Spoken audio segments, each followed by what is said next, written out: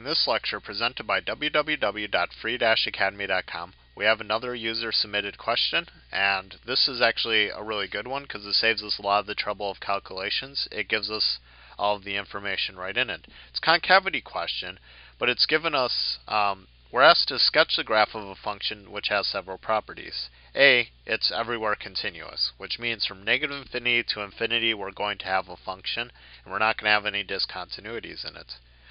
Now if we go on and to part B, we have f of negative 1 is equal to positive 6,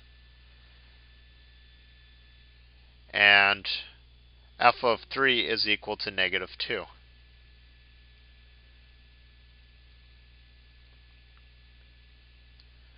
Now we've got A and we've got B out of the way. Let's go on to part C. F prime of x is less than 0 for x less than negative 1. So actually I'm going to kind of do this like we've been doing in our problems before, is I'm going to set up a table. We have from x is negative 1, from negative 1 to 2. Okay, f of negative 1 equals f of positive 3. Alright, this is a bit of a mess actually.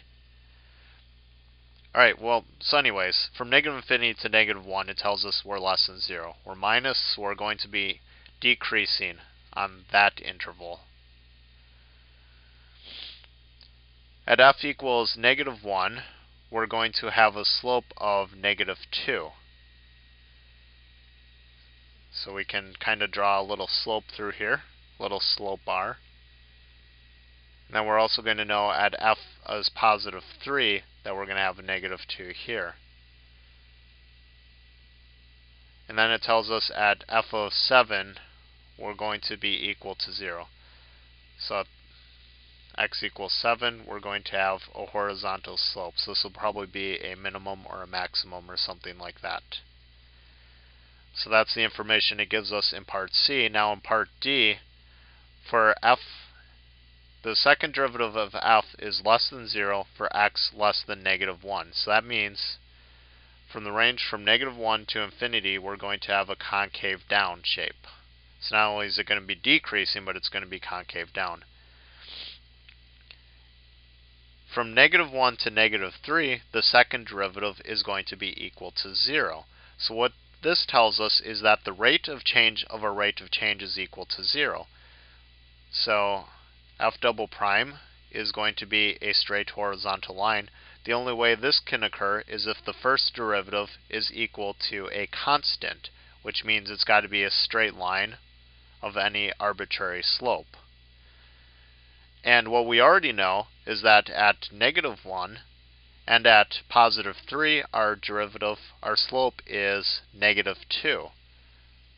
So that means, and if you do this calculation out, that we're going to have a straight line of slope negative 2 between x equals negative 1 and x equals positive 3.